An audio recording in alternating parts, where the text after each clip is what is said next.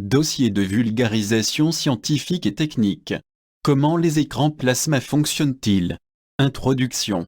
À notre époque, tout le monde a déjà vu un écran plat, le fidèle descendant de l'écran à tube cathodique. Les énormes progrès techniques de ces dernières années ont permis l'émergence des écrans plats. Il existe plusieurs types d'écrans plats, mais celui qui mérite le plus d'attention est l'écran à plasma, communément appelé écran plasma. En effet, cette dernière technologie d'écran possède des fonctions techniques des plus intéressantes pour un usage tant personnel que professionnel. De plus, son fonctionnement et sa composition sont très pointus et méritent la peine d'être connus. L'écran plasma est un système en perpétuelle évolution. Il ne cesse d'évoluer pour devenir de plus en plus performant et ainsi se démarquer et surpasser ses concurrents. Ce dossier va s'efforcer de développer les fonctionnalités, le fonctionnement, la composition et évolution de ce fascinant produit inventé en 1900, produit inventé en 1964 par les ingénieurs Donald Elbitz et Atash Genslotow aux États-Unis dans l'Illinois et commercialisé pour la première dans le milieu des années 1970 par la société IBM avec son ordinateur nommé Terminal 3290. Quelles sont les fonctions techniques de l'écran plasma? Un écran plasma peut-il et doit-il accomplir? D'un point de vue technique, quelles sont ses fonctionnalités? La fonction technique principale d'un écran plasma est bien entendu d'afficher des données visuelles perceptibles par l'être humain, des images. Mais avant tout, ces images doivent provenir de quelque part, d'une source. L'écran plasma doit être capable de les recevoir et d'interpréter des données qui deviendront des images. Ces images doivent pouvoir être lues et manipulées par le plus grand nombre. C'est pour cela qu'il ne faut pas négliger la fonction technique à laquelle on ne pense quasiment pas, avoir une utilisation simple et intuitive.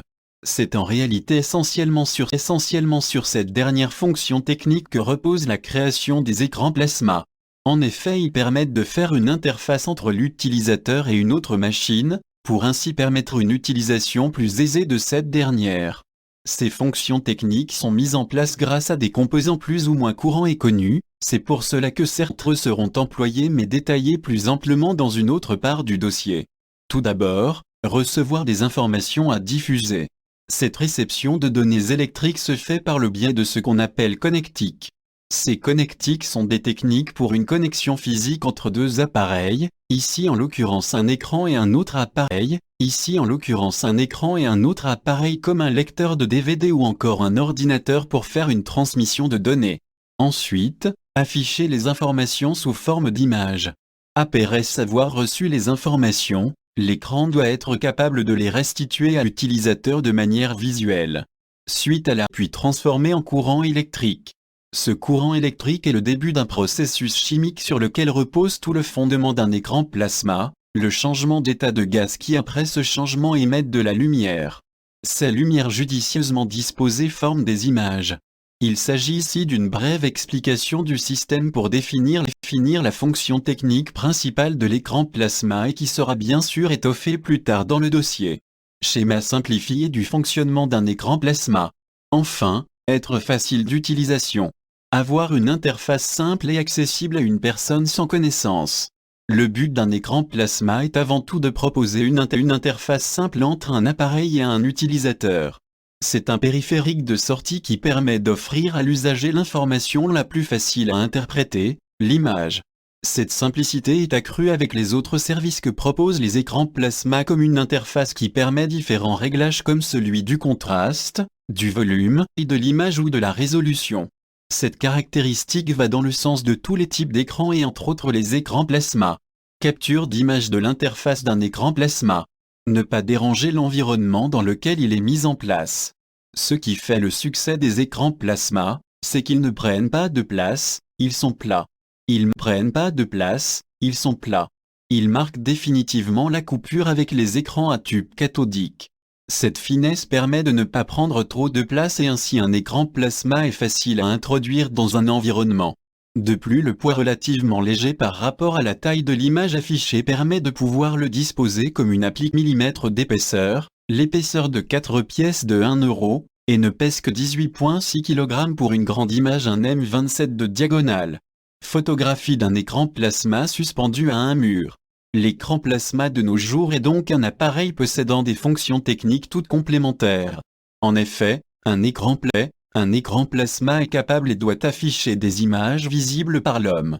Il doit pouvoir récupérer ces images à partir d'éléments extérieurs comme un ordinateur, un lecteur DVD ou encore un tuner TV.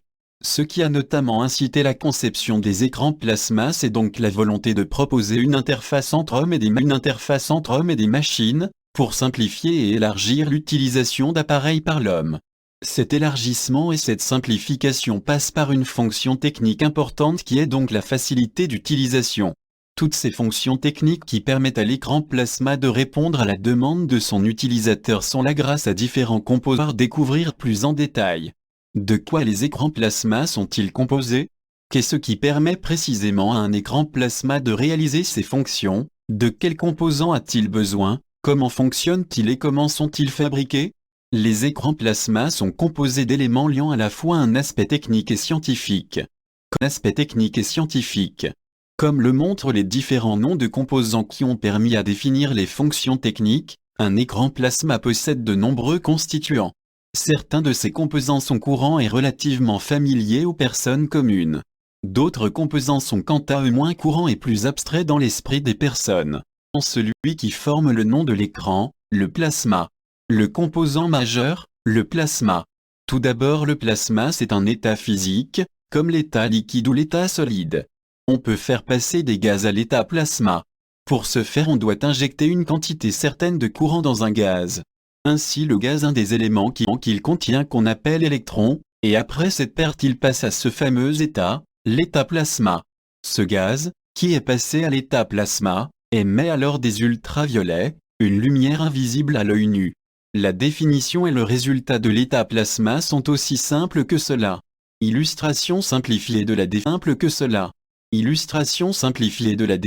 du plasma. L'utilisation du plasma est un peu plus compliquée que le fonctionnement de base du plasma. En effet, l'état plasma permet d'émettre des ultraviolets, mais on est encore loin d'une image, et encore plus loin d'une vidéo. Pour se rapprocher de la fonction voulue, d'autres composants. Les autres composants d'un écran plasma. Les composants qui tournent autour du plasma. Un gaz à l'état plasma tout seul ne sert à rien dans un écran. C'est pour cela qu'il se trouve en contact avec d'autres composants qui s'associent entre eux, pour former au final des images. Tout d'abord, dans le cas d'un écran plasma, il n'y a pas qu'un gaz qui est utilisé mais deux.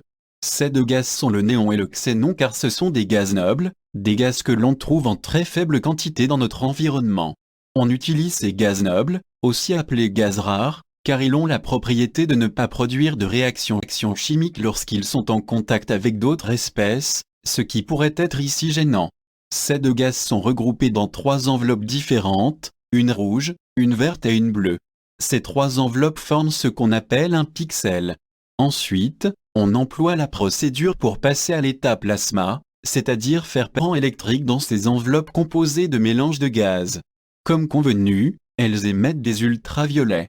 Ces ultraviolets stimulent une couche composée de phosphore, un élément chimique, qui se trouve au fond de chaque enveloppe. Or, cet élément chimique a la propriété d'émettre de la lumière lorsqu'il est stimulé par un rayon ultra. Il y a donc création d'une lumière de couleur rouge, bleue ou verte. On peut régler l'intensité de la couleur en changeant la puissance du courant, ou le nombre de coups de courant qu'on envoie dans une enveloppe. Il y a 256 échelons d'intensité pour chaque couleur pour un écran plasma actuel. Il peut donc recréer 250 en premier multiplié par 256 en deuxième multiplié par 256 en troisième, soit 16,7 millions de couleurs. Les deux électrodes qui permettent d'envoyer le courant dans les enveloppes sont séparées du mélange gazeux par un composant qu'on appelle couche de diélectrique. Ce composant est en quelque sorte une sorte d'isolant électrique et d'avoir une image fixe sans avoir à sans cesse reproduire cette procédure de mise de courant dans les enveloppes. Il permet surtout d'avoir une grosse luminosité que l'on peut rallumer aisément et rapidement. Tout ce phénomène s'appelle une décharge à barrière diélectrique. Schéma de la disposition des éléments principaux qui permettent de former une image. Schéma de la disposition des éléments principaux qui permettent de former une image. Les connectiques.